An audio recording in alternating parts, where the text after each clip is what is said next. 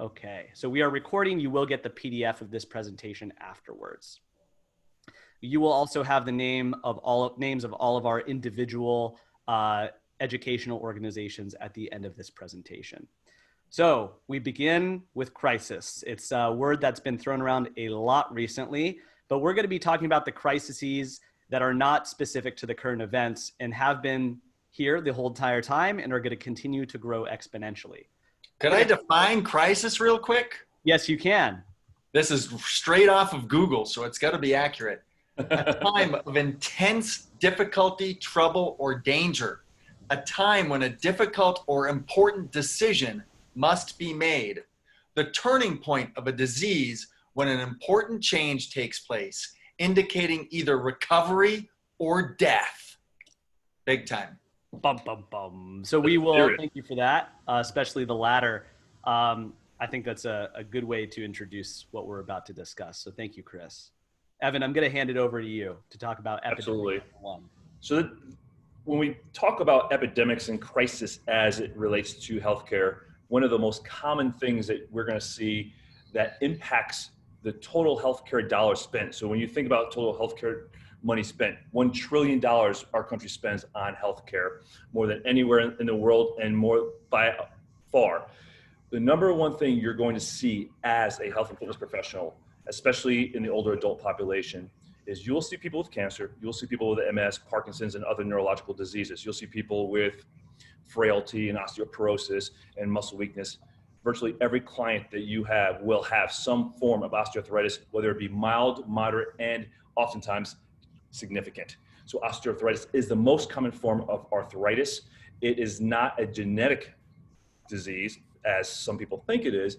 It's not because of your hereditary, it's not because of your genetics. It's not even because of old age and or weight. It's really about time. We'll talk more about that as we go along. It affects between 10 and 20% of older adults, but I think that's vastly underrated. I think it's more like 50 to 75% of adults. It's the most common cause for the over 7.2 million Americans living with hip and joint knee replacements. And that's not even considering the orthopedic surgeries relating and leading up to joint replacements. And it's the leading cause of musculoskeletal disability in older adults in the world, not just the US, but in the world. So you're gonna see this, and we wanna provide strategies that help you successfully deal with clients that have osteoarthritis. Number two, on to Robert here.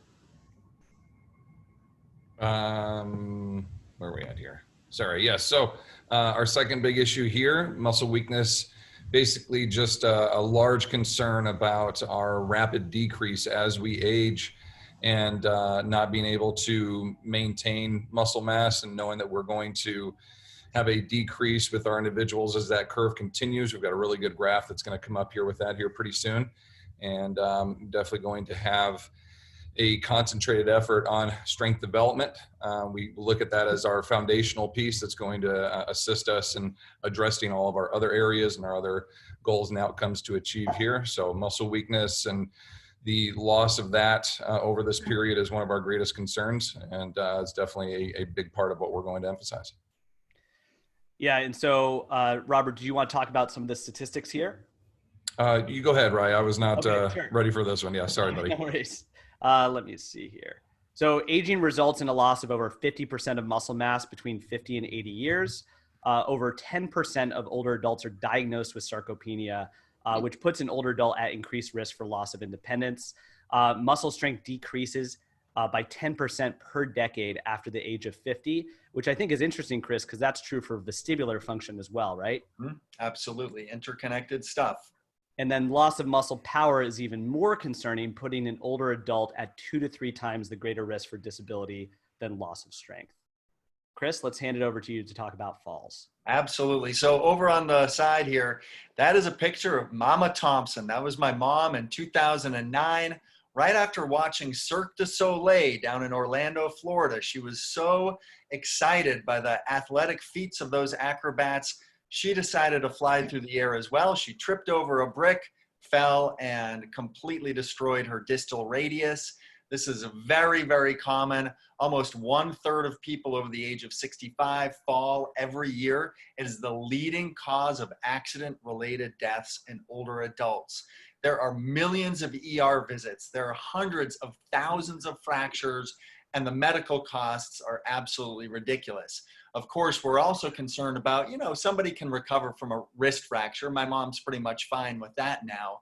But those who sustain hip fractures, 20% of them don't make it a year due to a downward spiral that we'll discuss in a moment. And also over 50% of them never regain full function. They maintain permanent disability following that really, really debilitating acute experience. So falls are huge and a major crisis we're facing today. And epidemic number 4 is cognitive impairment. So it's estimated that over 5.8 million Americans age 65 and older are living with Alzheimer's dementia in 2020. 80% are age 75 or older, and 2/3 are women. By 2050, the number of people age 65 and older with Alzheimer's dementia may grow to a projected 13.8 million people. Alzheimer's disease, which is the most common form of dementia, is the 6th leading cause of death in the United States and the 5th leading cause of death among those age 65 and older, and the leading cause of disability and poor health in the United States. Not a lot of people know that. That is one of the leading causes. Unless a treatment to slow, stop, or prevent the disease is developed in 2050, Alzheimer's alone, not including other forms of dementia or neurodegenerative conditions like Parkinson's disease, Alzheimer's is projected to cost more than $1.1 trillion. So very big issue that we are now encountering. It becomes imperative to implement interventions that can even just slow, let alone prevent Alzheimer's dementia and its constituents. So with that said, let's discuss the comprehensive views on aging now that we've presented some of the problems. How does this actually occur? Chris, I'm going to hand it over to you. Yes, thank you, Ryan. So we've all chosen to work with older adults. One of the greatest things about working with older adults is that the changes we help to produce, the improvements we help to produce in their physical function immediately shows itself in their quality of life. When we work with younger people, we might want to develop a certain element of function to a higher degree than if we weren't to focus on it. However, we notice with what's called an aging curve, you're looking at one right here, early in life, everything's getting better. The growth and maturation process allows all the systems, all the functions of the body to get better and better and better through our full mature development. Then during adult life, we generally are able to maintain those functions to a generally pretty good degree. However, when we get older, because of physiological aging, we notice that our physical functions begin to slide down toward what we would consider to be something bad happening. We call this a disability threshold. And what's really interesting is each of the epidemics that we all just covered have a specific disability or bad thing that can happen to a person if we don't focus on those particular areas of function. So we notice that the red curve indicates that if somebody is physically active, they might never reach that disability threshold and have a high quality of life in older age. However, if they don't focus on that particular area of interest, they could lose function and could get to the area that is really problematic. When we look at balance training, what I do in fall risk reduction, one of the elements that we try to improve on is what a person's limits of stability happen to be. That's how well they can move their center of pressure and still maintain their balance before they have to take a step or they trip or they stumble or they perhaps can fall. That early in life improves. Midlife is essentially maintained, but as we get older and all of the balance maintenance mechanisms that we have in our body begin to age, we begin to lose that function. And once we reach the disability threshold associated with that, well, that's actually the fall risk threshold. That's when we see people who might not fall today, they might not fall tomorrow, but very much likely somewhere in the near future to sustain a fall. Evan, over to you. Absolutely. And very similarly on this slide, you can see the same sort of development and decrease in quality of life as it relates to posture, joint mobility, and stability. And when we think about a child, for example, because in our system, we look very closely at how did we first develop optimal posture and breathing. and joint stability as well as mobility. And when you think about a child, everything they're doing, they're getting better, they're improving. So a child, for example, will move from a very infantile position and a very juvenile position of breathing, and then they'll mature to the position where the diaphragm can be both a respiratory muscle and a postural muscle. They'll go from an ulnar deviated wrist position to a very open radial deviated wrist position. They'll go from a primal curve in their spine of the C curve, and they'll start to develop those lordotic curves of their spine. As we look at the developing adult, adolescent, and moving into the 20s and 30s, we'll see that the adult population, if they maintain an active lifestyle, if they maintain healthy postural and movement habits, they'll maintain and can continue to get better. But if they don't, there will be a steep decline where we start to see in our older population being relative, could be 50s, could be 60s, could be 70s, where they start to decline and they actually start moving, they regress back to that juvenile state where they start to get more ulnar deviated, where they start to have a more primitive breathing strategy where they're only using their belly, they're only using their chest to breathe, they're not doing three-dimensional breathing. They'll lose things like balance because of joint mobility issues and strength, similar to what Chris was discussing. And they'll lose cognitive ability. So they'll also lose the ability to consciously think about movement and even use those subconscious motor or unconscious motor patterns that we all should have developed. So again, our mission is to slow down this rate of decline and even restore some of the mobility, stability, and postural changes in our older adult population. Fantastic. Thanks, Evan. Robert, did you want to comment on this curve as it relates Absolutely. to muscle mass and strength? Yes, sir. Yeah, the best part about resistance training is that it's never too late. No matter what age our individuals we're going to get our chance to work with them. The opportunity to slow this curve, to work away from this disability threshold. We can start with clients when they're 80 or when they're 30 and have an attempt to improve their quality of life. Through our resistance training, in our opinion, there's this foundational component to having and manipulating that resistance to allow this curve to gradually, decline away from these inabilities for our clients and individuals we're working with here. So we definitely have that as a foundational component for us to work with, knowing that we want to, just greatly improve our clients' quality of life by getting them to increase their strength and abilities here. As for cognition, similar to Evan's curve, the conditions are relatively similar, but the concept that we're looking at here is neurophysiology rather than posture, motor control, and the like.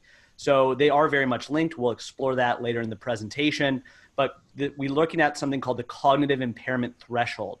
Cognition is going to change over your lifespan. There's normal changes that occur with aging to cognition, things like divided attention, short-term or working memory storage, certain types of memory, certain types of processing speed, all of that normally declines. But the speed at which it declines is dependent upon your lifestyle. And genetics do load the gun, but lifestyle does pull the trigger. And this is true for the more structurally oriented curves as well.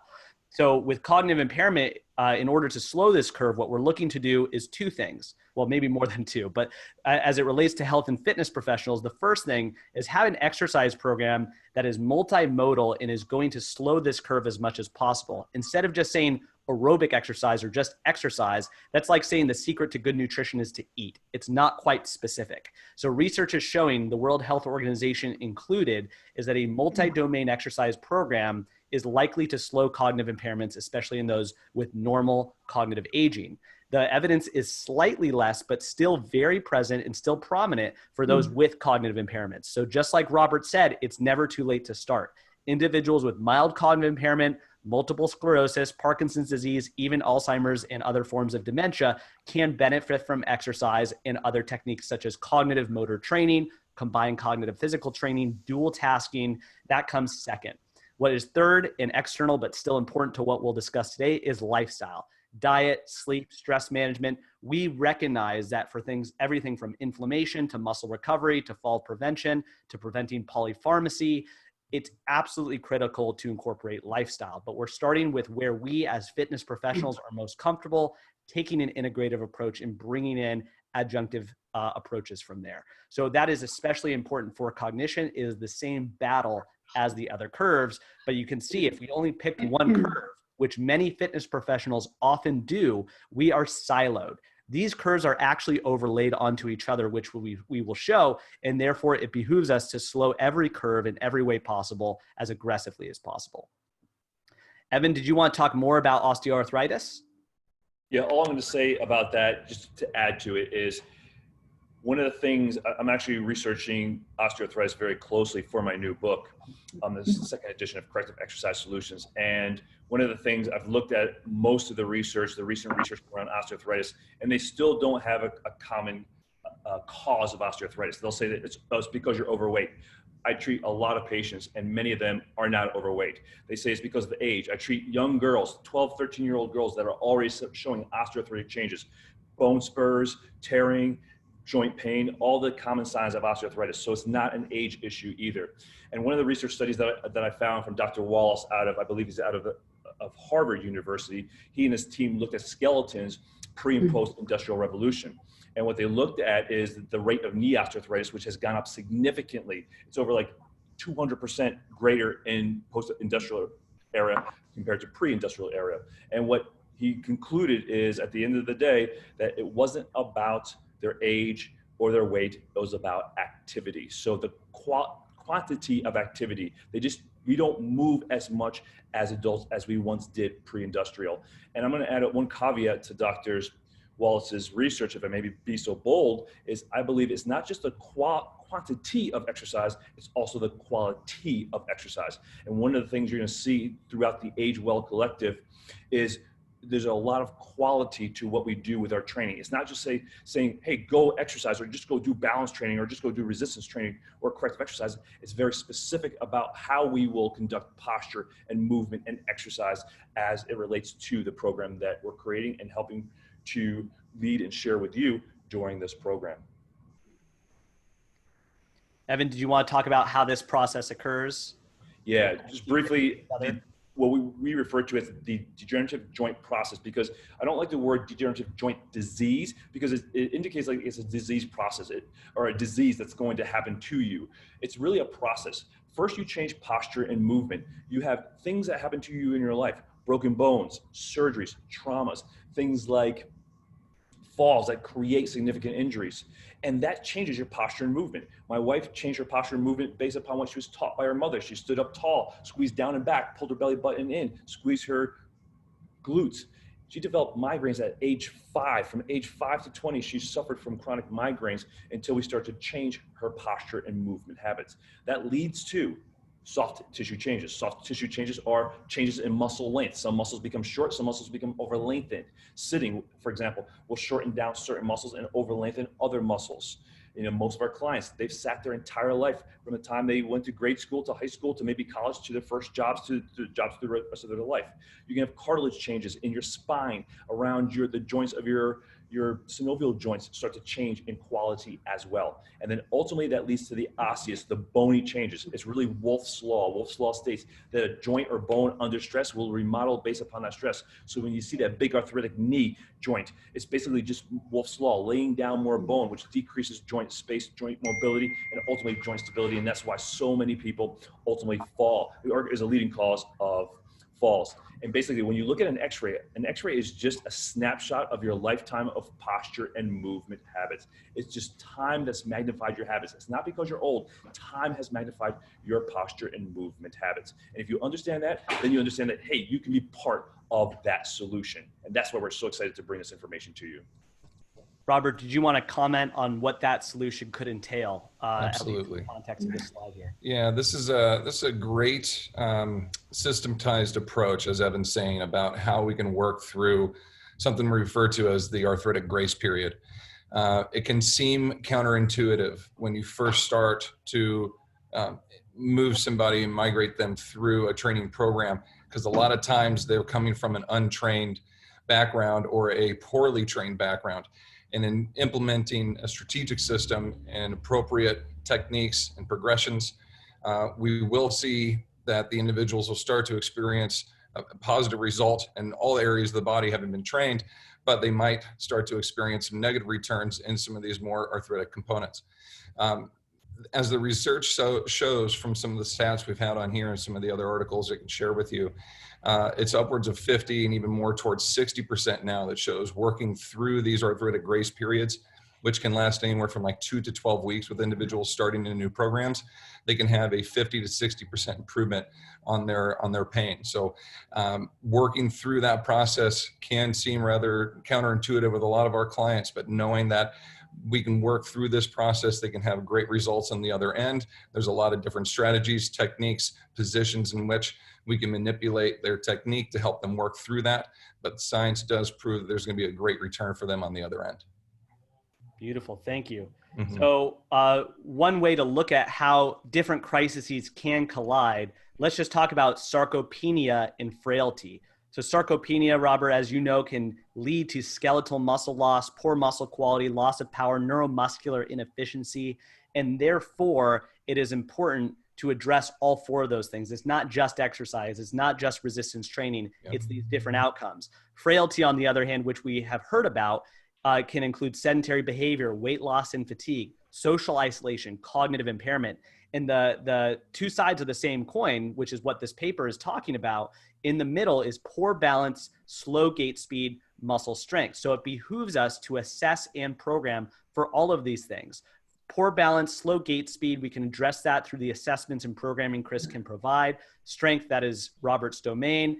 Evan and I would take the frailty side, both prevention and amelioration of, and you can see how even health coaching can play a role in promoting more activity, more physical activity, working with a nutritionist to address weight loss and fatigue, so on and so forth. All of these things represent an integrative model, and this is just looking at sarcopenia and frailty, and we're going to explore some of the other interrelationships as well. There's also something called cognitive frailty, something that people don't often talk about. But look at the different inputs. It's not just because of the brain. It's because of sarcopenia from the muscular system, cardiovascular disease from the cardiovascular system, looking at cortisol and testosterone, which is highly influenced by training and other aspects of lifestyle, as is insulin secretion and cytokinetic or inflammatory activity, therefore having also an effect not just on cognitive health, but mental health. Another epidemic that we are also currently experiencing, very prevalent among older adults and very often not discussed. So both cognitive and physical frailty are two additional crises that we need to address. In addition to demonstrate some of the relationships between cognitive impairment, falls and fractures, gait and speed motor impairments, it is important to address both of these. Chris and I did this in our pre-conference.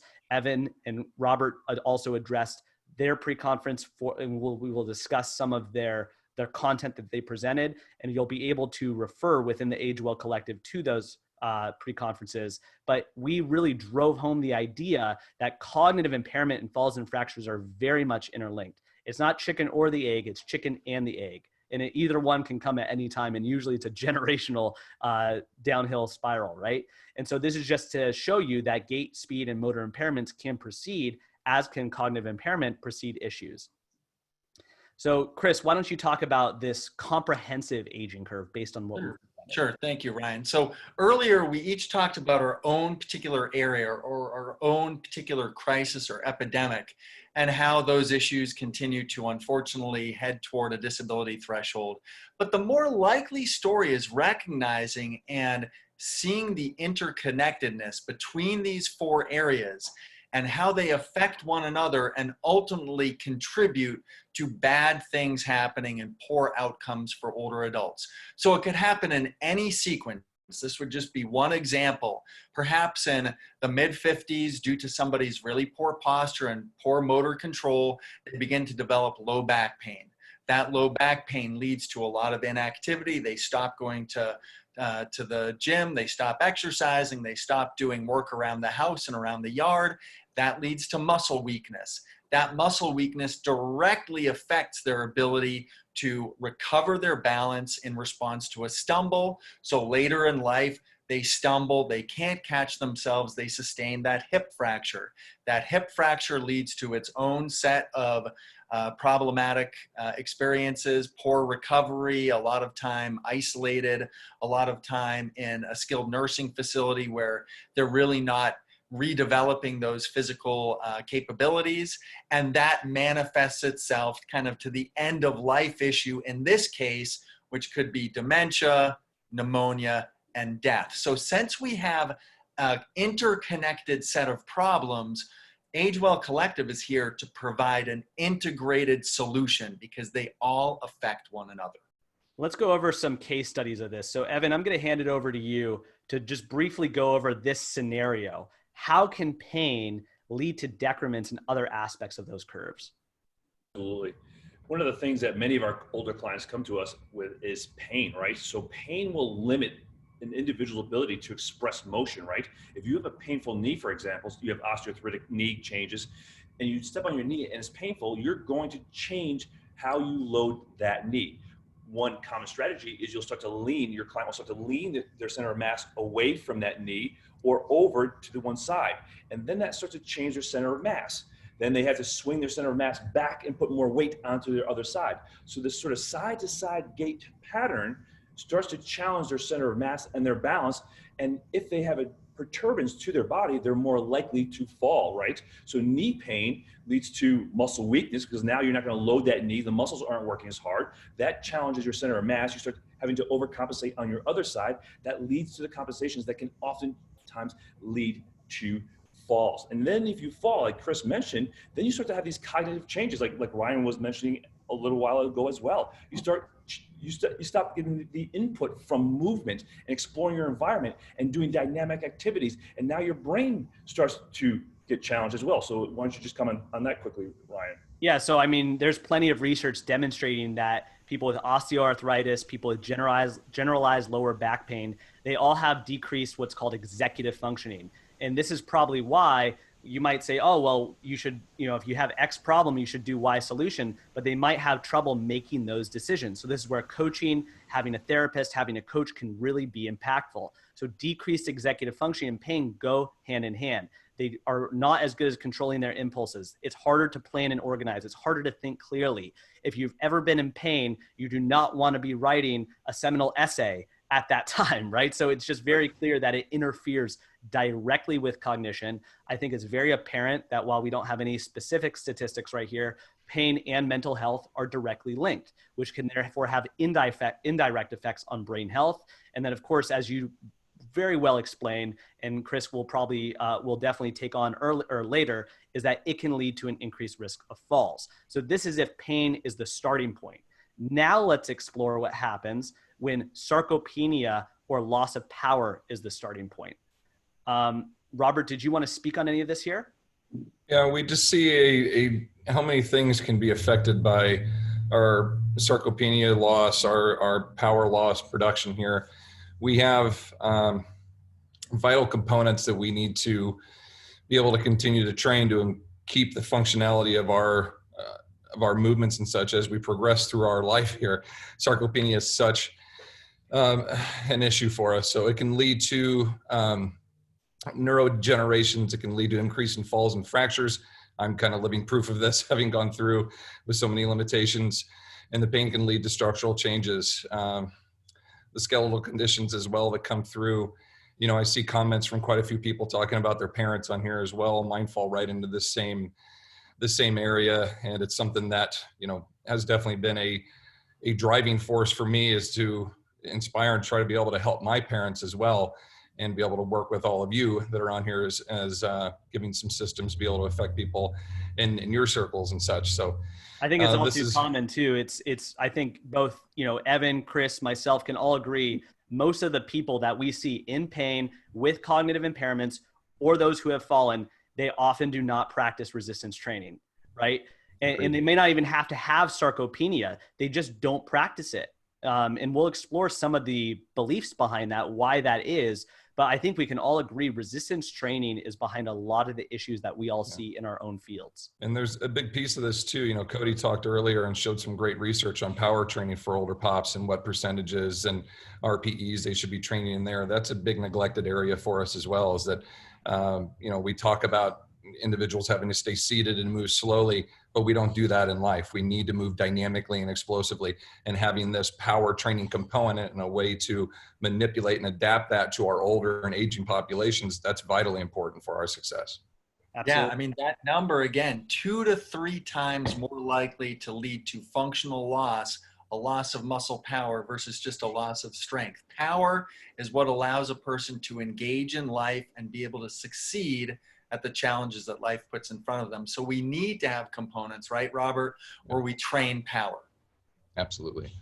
And yeah, I couldn't agree more. This picture reminds me all too much of myself. With a big shaggy beard on. That's right. You know? I'm not sure if you got PJs that look like that, Robert, but and of course here, guys, you know, if the issue starts with falls or if it ends with falls, they're all interconnected. Falls can cause fractures. Those fractures can lead to this downward spiral that ultimately ends with being considered physically frail, which includes the cognitive component, the isolation component, the lack of being able to complete activities of daily living, and essentially a complete loss of independence. More people who have cognitive issues are at risk for falls. Obviously, one of the risks for falls is being aware of one's environment.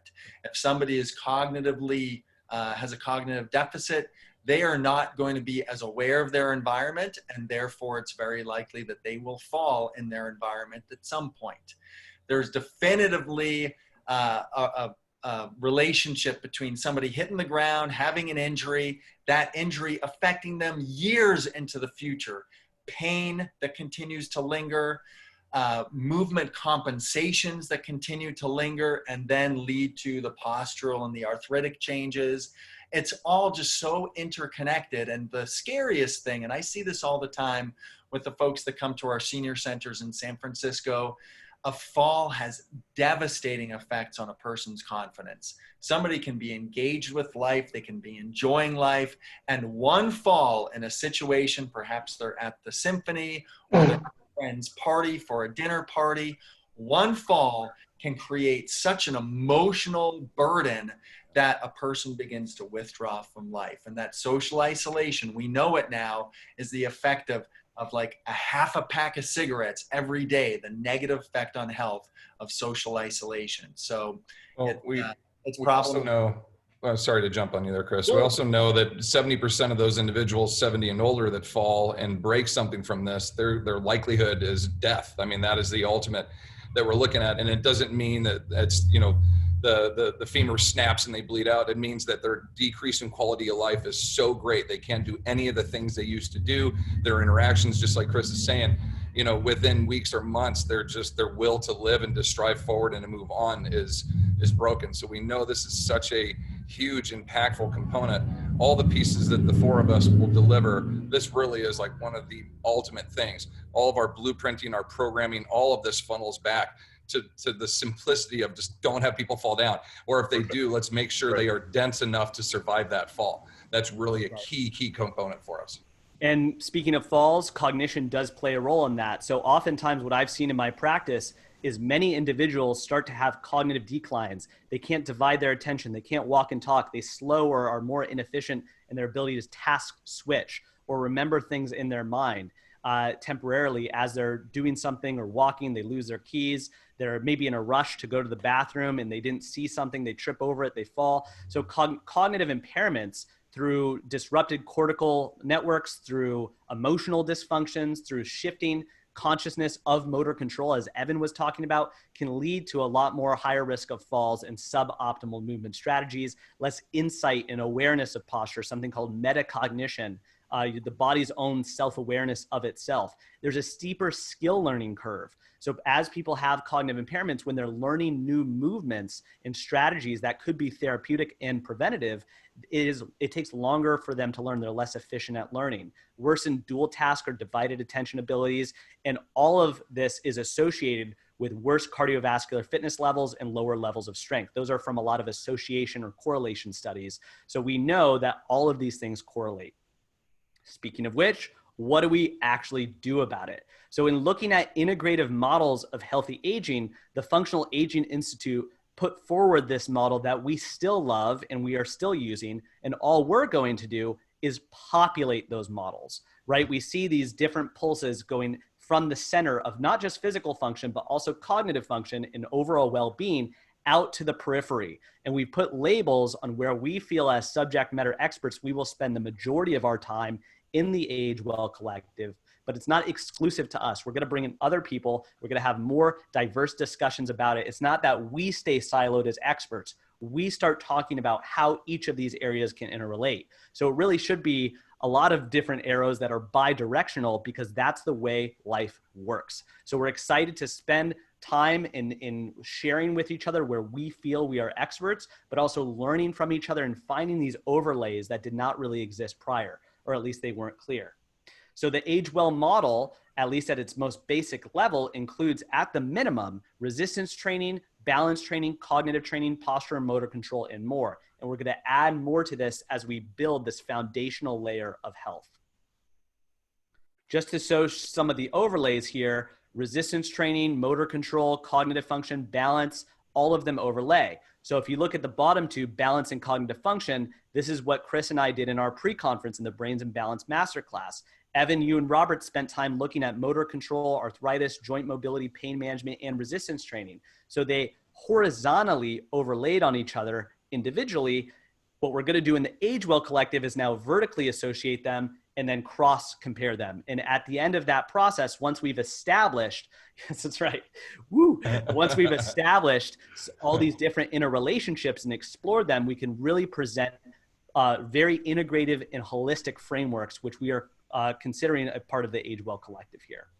Ryan, can you go back to that slide real quick, buddy? Absolutely. Just to take a second. And this is something that, you know, as a professional, we're always trying to find our ways to improve ourselves. And when I met these guys, you know, two plus years ago, I was very much in this column base of profession where I'm like, I'm good with my balance training. I'm good. You know, I had everything lined up this way.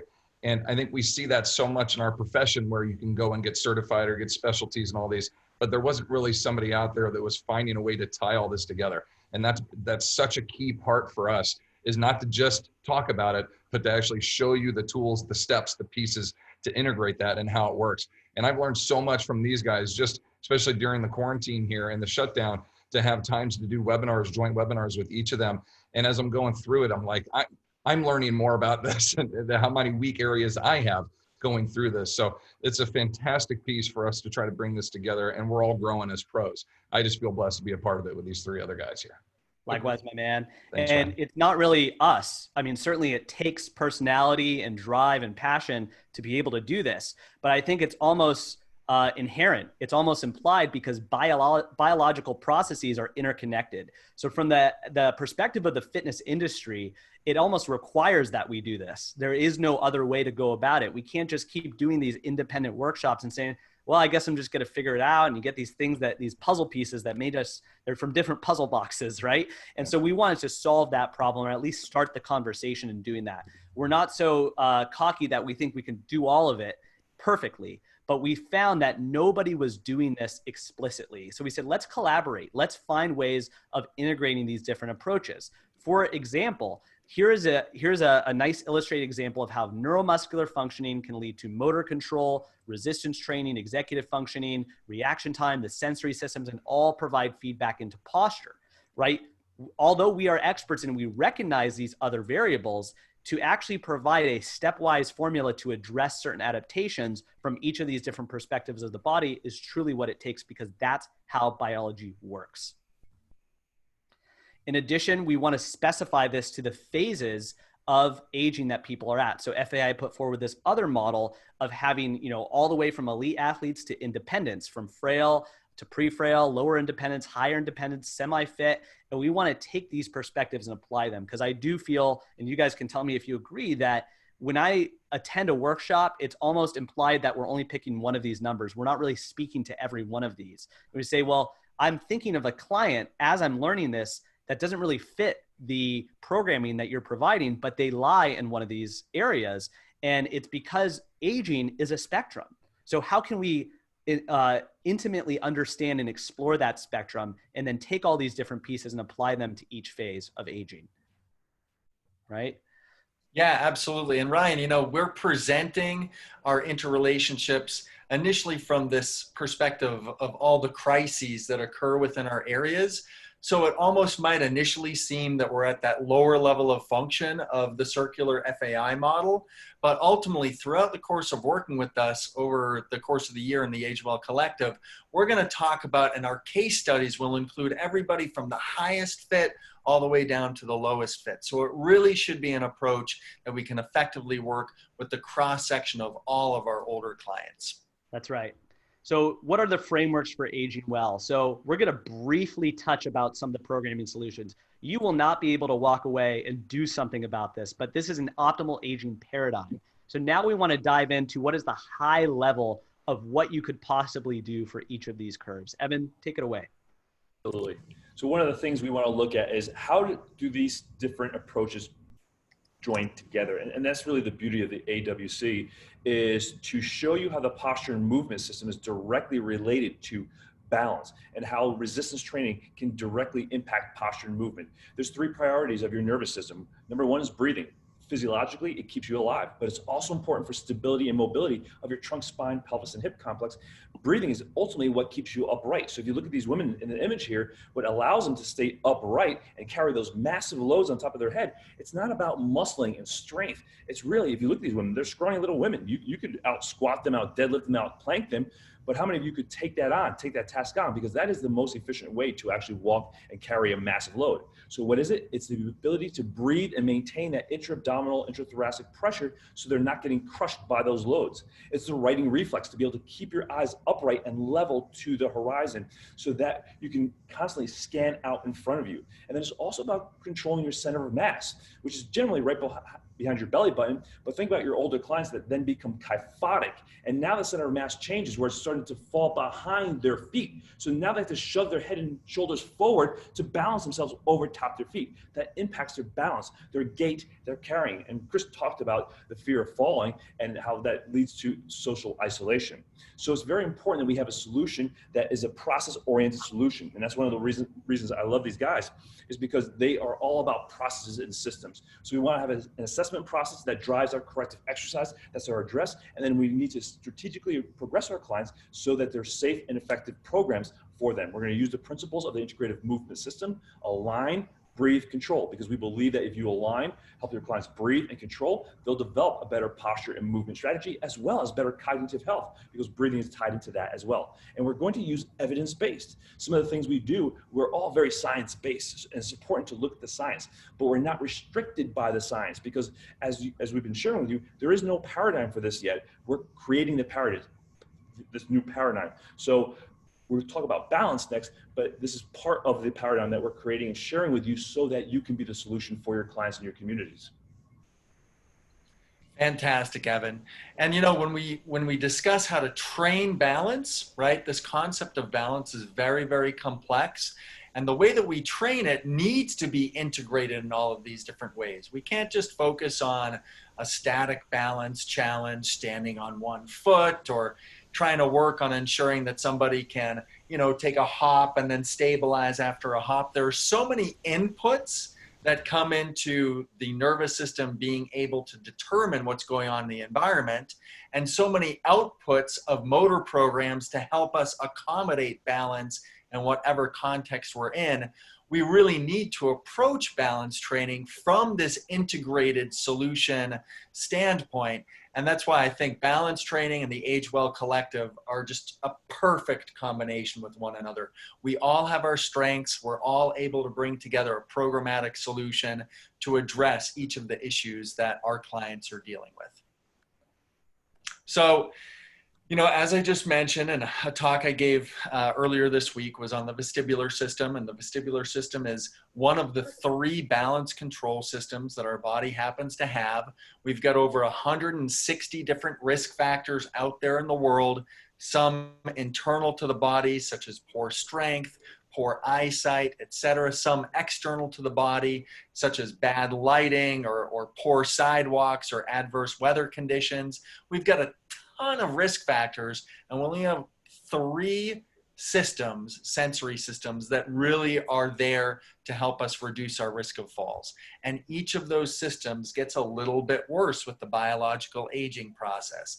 So we need to ensure that we focus our training on improving those things, and that's part of what the Age Well Collective does. One of the most interesting areas that we can connect balance and integrated function to is this concept of gait speed. So walking is an incredibly challenging physiological process and also an incredibly challenging neurological process. So when we look at just how fast somebody walks, it gives us a good idea of their overall functional capabilities. There's research to demonstrate that walking speed should be considered an absolute positive measure that should be taken by every clinical professional because of its relationship to mortality.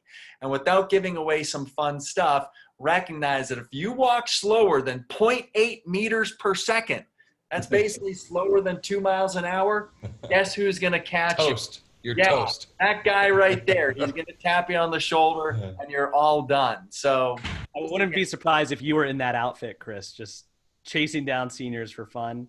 I could see it kind of looks like me. He's bald with a beard and Santa Claus mixed together. I love it.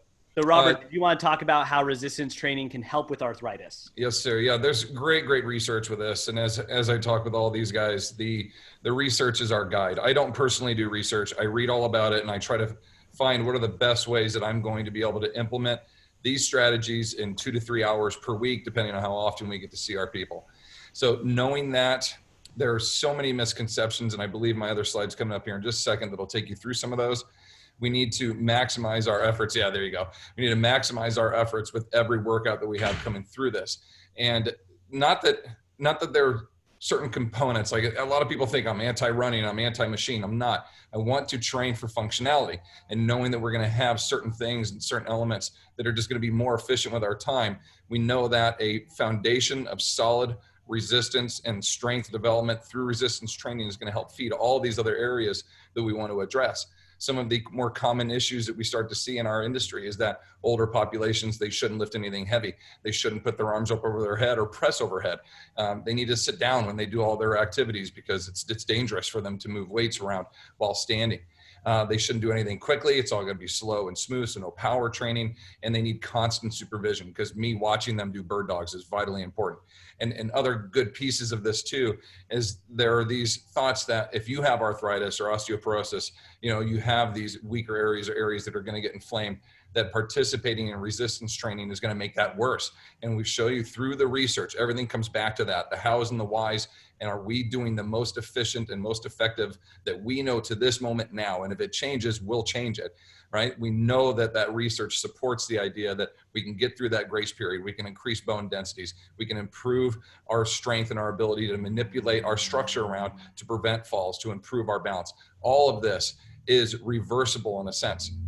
And we also see on the other side that, yes, older adults that are walking and hiking and playing tennis and golfing, those are all great things, but resistance training is a must. We have to have something to implement into the said principle. We have to have some kind of overload for our body to adapt to that. So knowing that that's so foundational for all of these areas to be successful, I want to be able to bring that chapter to all of you using the best and most researched content and ways to do so in a safe way, knowing that we have physical limitations and we need to work with those.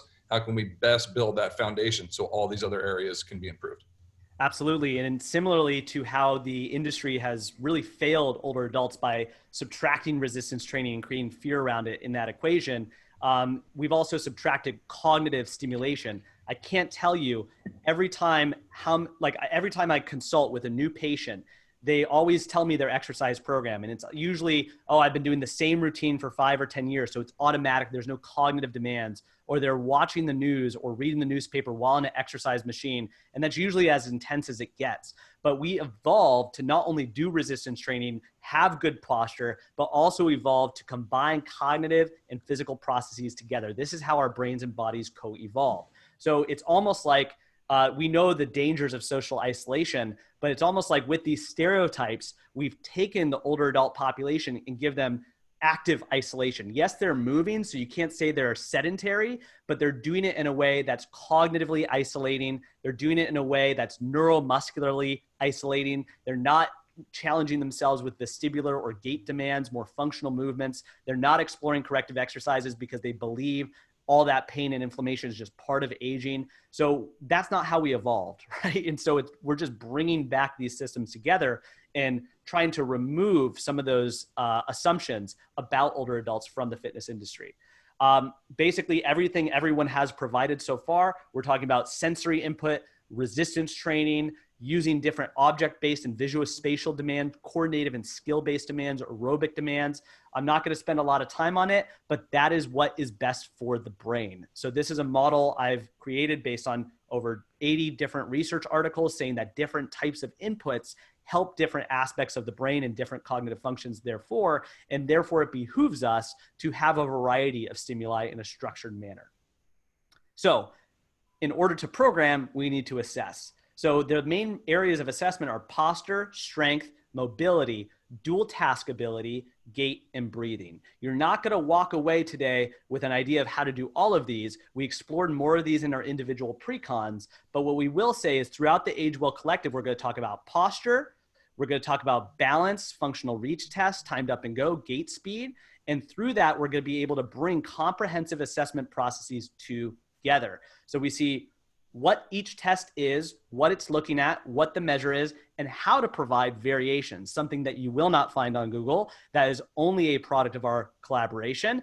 People are like, well, how do you create a reactive sit stand, Ryan? How do you create a 4-square step test and make that a dual task? How do you modify a band chest pull and add these different variables to it, right? And so we are actually innovating many of these assessments that are very common. We feel that it's enough of the early 2000s, mid 1990s, how to assess an older adult textbook and revamping that to be renewed. And we can also make it more specific. So I'm going to give an example from the pre-con that Chris and I did, looking at brains and balance. You don't just do one separately, you can actually do them collectively and get a very good read on how to assess both brains and balance, both cognition, gait speed, and balance in a single assessment. These, of course, could be add-on assessments to what you're already doing with your clients, and they can also be brand new comprehensive intakes, and you can specify and change them based on the niche or the population that you want to serve, which could be various, right? Chris, did you want to talk about programming briefly for fall prevention? Very briefly, and again, really connecting to this collective idea. If we look at the things that we know really move the needle from a balance training and fall risk reduction standpoint, we notice joint mobility and stability, incredibly important. Boom, Evan. Muscle strength, muscle power, incredibly important. Boom, Robert. Flexing, the flexing guy. Static dynamic balance, gait enhancement. Boom, me, Tai Chi. We're going to bring in other experts to talk with us as well. And Diane Bailey. Knowledge. Boom. Diane Bailey, right there, absolutely. And all of these things, remember, have cognitive components. It doesn't matter if you're the most fit person on the face of the earth. If cognitively you're not fully intact, you're going to be a fit person falling down. Amen. Love it. Great. Thank you. Robert, why don't you talk about some ideas for how to train people in pain? We're just going to briefly glaze over these. Yeah. Just to give people an idea. Absolutely. Yeah. We talked about the grace period there a bit at the bottom. That's a big one for us, knowing that we have this ability to look at a client and say they have a limitation. Most people say, let's work around the limitation. That's not our goal. We want to work with that. And by doing so, we need to be creative in how we could rig something and put them together. And this is just an example: lever, landmine, band with progressive resistance, consistent load, combinations of finding different ways to manipulate different apparatuses, put our clients in different positions to address the issues, but give them the support they need to make progress. We want everybody to reach overhead, reach to the floor, transfer their weight.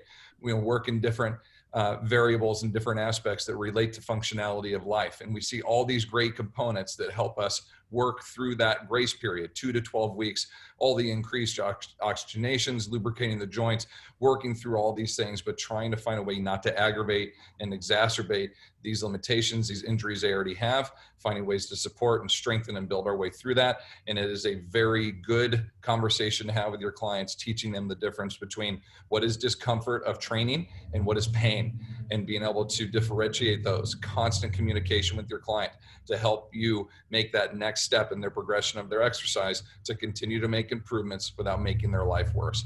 So we're continued effort constantly to just slightly undertrain our clients and continue to keep training them without any step backs, any regressions, without making any of their limitations any more aggravated than they might be.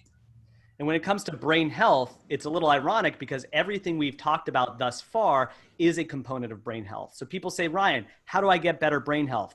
Well, if you attended my presentation on Your Brain on Exercise, we presented these models for how to actually use multi-domain exercise programs to get the most brain health. It's no longer just 150 minutes of just some aerobic exercise. It doesn't matter what it is. Just like if you have 2,000 calories, the way you get there probably matters. Like Dr. Osar said, the quality in which you make up your exercise program matters. And I would like to think that is true for brain health according to the emerging research. So we need aerobic exercise, cognitively demanding exercise, resistance training, skill-based, and not just having the components, but they also have their subcomponents. There's a lot of different ways to skin the resistance training cat, right? And so this is true for skill, this is true for balance, aerobic, and being able to use something like dual tasking where we're doing balance exercises simultaneously with cognitive exercises, also for gait, also for resistance training, is likely going to make it more of a specific, more profound dosage for brain health. And so I will show an example of what it might look like to have an integrative program for brain health. And notice it includes aerobic, Tai Chi, dance, and of course there is corrective exercise embedded in this. It's rather implied, resistance training and more. And that type of exercise program is what's most likely to contribute to the most positive changes in brain health. Evan and Robert, did you guys want to touch briefly on these programming solutions that you've both created and talked about extensively in your pre-conference? Sure, Ev, if you don't mind, I'll jump in here real quick. So Sure. this is something that we want to continue to supply to everybody is applicable information now. And through these grids and these graphs, we can continue to do that by giving you correctives, resistance training components that address those correctives, and giving you step-by-step progressions as we go through. This is what Evan and I went through for about 4 hours together on Thursday, and we're going to continue to carry that right into the Age Well Collective. Beautiful. So, this is this talk. So don't attend it because you're here. Congratulations. Boom.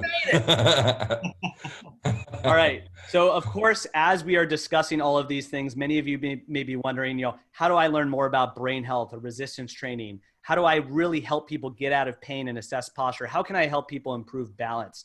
What we have been doing this whole time is we've had these organizations and our own individual educational efforts up and running, right? So you can always go to each of these: Training the Older Adult with Robert, the Brain Health Trainer course with myself and FAI, Mobility Matters with Chris, Integrative Movement Systems with Evan, and of course, FAI. If you haven't taken an FAI course, we believe that's part of the foundational understanding. So the Age Well Collective isn't going to repeat what we've done. It's going to provide this large breadth of content, understanding that at any point in that content, you can explore the depth of that content by going into one of these specialized courses. We also believe that we have many allies and we can point you in the right direction depending on what you want to learn more of. But we are going to be providing the interconnections between all of these points, as opposed to saying, here's our subject matter expertise, we hope you figure it out. And it's a transformation process for us too, because we have to step outside our ego, step outside our subject matter expertise, and work together to see how we can implement these things.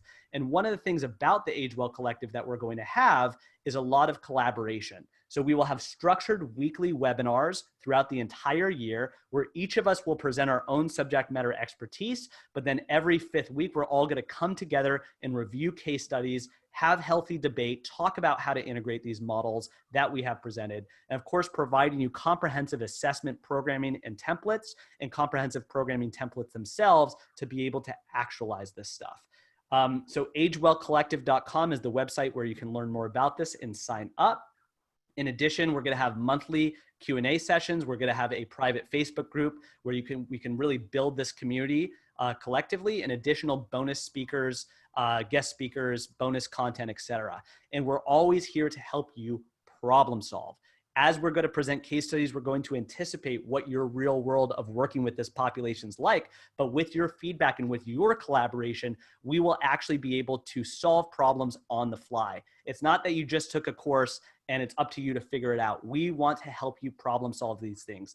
And if you're having an issue, it's likely that many others are also having this issue. So we want to create a community where we can talk about the real world of training what that actually looks like, what problems you're going to run into, and how to encounter that. We all have our stories in our own practices where I'm training people for cognitive functioning, but man, am I seeing an epidemic of older adults that are not doing resistance training? How can I refer for that? How can I program for that? Robert has been instrumental in that.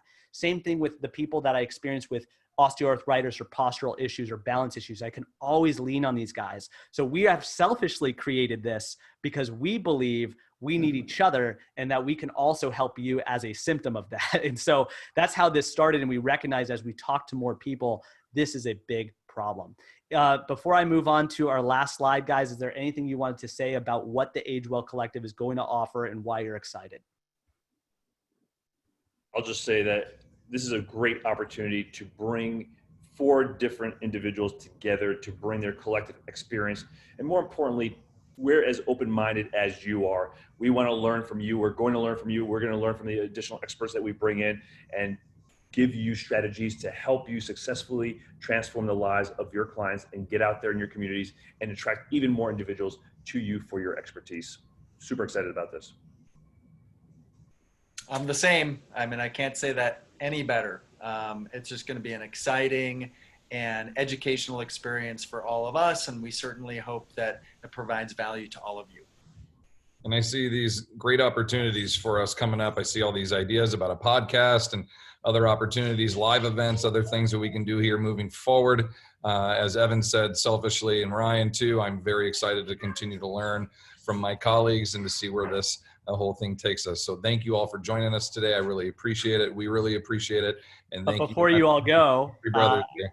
I do have one more integrative framework to display. So it was last year that I kind of pushed Cody into a corner in a hallway. I said, Cody, we got to do something more with this FAI thing. We got all these people that are amazing. We have this amazing community. We got to create like the Justice League of active aging. He's like, all right, Ryan, you know, I'm in for all that, but what does that mean? I'm like, Cody, I don't know what it looks like yet, but I'm going to Jimmy John's with a couple of these weirdos, and I think I might be onto something here, right? And so certainly everything works out for a reason, but it's not Justice League. It's going to be more of the Marvel Cinematic Universe that we feel we are comprising here. But instead of Marvel, we have FAI, right? I don't think it's a mistake that the color branding matches here. And we know that Marvel and Disney have made billions of dollars. We're not trying to do that, but we do want to make a significant impact and bring the universe of active aging together. If you look at the Hulk, there's Robert, right? Oh boy. Wolverine is Evan. Don't make him angry, right? Well, that's also the Hulk's thing, but Wolverine has a lot of angst, if you didn't know that. Where's Chris? The Flaming Torch. I'm going to withhold some jokes there. I've been called worse. Man, obviously Peter Parker, right? Of course. I think we got there's Dan as the Thing, right? I don't know if he's seeing this. And there's Cody as Iron Man. But of course, you know, I know what you're thinking. Guys, this is male dominated. This is 2020. What's going on, right? But of course, we're going to bring in our friends, right? We got Diane Bailey as Elektra because Elektra knows martial arts. Yes, Diane Bailey. With Mystique, we got Emily Splickle over here, right? And don't worry, we haven't forgotten you. If you're watching this, you're like, what about me? What about me? I'm going to put you in there. I just ran out of time. I was going to have all the rest of the faces populate with question marks saying you could be next, right? You could be in this Marvel Cinematic Universe, right? But it's really the active aging universe. And this is really what we believe the Functional Aging Institute is about. Right? It's about collectively coming together, and that vision has always been there, but we're excited to start actualizing it and taking a step further in this direction. So that's why we're so excited to partner with the Functional Aging Institute. And hey, maybe I'll do a version of this for the DC universe as well. Obviously, I'd be Batman. There's no disagreements there. Okay. So go to agewellcollective.com to sign up, all for the cost of 30 cups of coffee. We had a debate offline and online about what kind of coffee that is. There's a lot of different kinds, but you get the gist. We believe it's a step in the right direction to give you more tools to be prepared with everything or almost everything we believe you need to work with the mature population. We want you to save money and save time. It's just $199 for the entire year. So we know times are tough for everybody. We know these expensive workshops aren't always the answer for you or expensive certifications. We know things are changing in the industry. So we want to help give you an edge by staying in the leading forefront of active aging, delivering more value, help you stand out from your competitors, and come back from this COVID thing better than ever. And we believe we want to do that in the most valuable way possible by completely offering this at a value that we think is going to be accessible to everybody. So sign up for your yearly education solution. We are the Age Well Collective. We do have matching polos, except for Evan. And thank you so much for coming today. We will stick around to answer some questions. And thank you all so much for your time.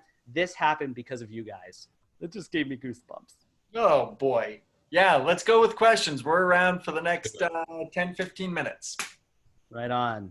Hey guys, this is Lisa Wright. Hi. Hi, Lisa. Hi, Lisa. Hey, my quick question. I went onto your website. Love what you guys are doing. We're really excited about it, and it's a great idea. Finally, it's bound to be the way we do. this way. Now, my question is, so I have a team of functional aging specialists. Do we have access as a team, or do we need to sign our coaches up? Yeah, that's a great question. Right now, it's just individual signups, right? But if you email us or email the Functional Aging Institute, we haven't come up with them yet, or at least gone live with them, but we will have solutions for entire gyms as teams with special pricing for that. Right. It's just not explicit on the website just yet. Yep. Okay, that's awesome. Thank you. Thanks, guys, a lot. Thank you. Thank you, Lisa. Great question. All right, we will stick around. Hey, Ryan, if you don't mind, stop screen sharing so we can see the whole grid. Oh, good idea. People. You can turn on your video. If you are clothed, please be clothed. It is not happy hour yet. Almost. Right, Almost happy hour, guys. We're reaching that end. Katina asked me about fat bells. You can find those on Rogue, or Sorinex has them as well. Rosa, I bet you're heading to Bullhead City. It looks that way to me. Bullhead Cities. Be careful, Rosa. Don't Hey, do that. Rosa. You're not driving, are you? No, passenger. Good stuff. Good stuff. Yes, you will get a copy of this presentation. Check back later for a PDF. I was a little last minute with the Marvel slide. That was absolutely critical. So that's why I did that. That was awesome. Paulo, you asked about discounts to masterminds. We do have a mastermind in the works that's going to come out soon enough, but one step at a time. But we do plan on taking the next step of education for everybody here. And current FAI masterminds, we'll talk with Dan and Cody about that as well. Absolutely. Absolutely. All right. You all look just fantastic. We thank you all for coming. How have you enjoyed this virtual summit? Has it been awesome or what? Thumbs up emoji. Lots of You thumbs know, up. you can click reactions and give a thumbs up emoji. Did anyone know that? Oh, hey, look at that. Where's that? I'm a little upset that they don't have the poop emoji, because that's like my go-to for everything. I'm going to clap for you, Ryan. Thank you. I'm going to give Chris the thumbs up.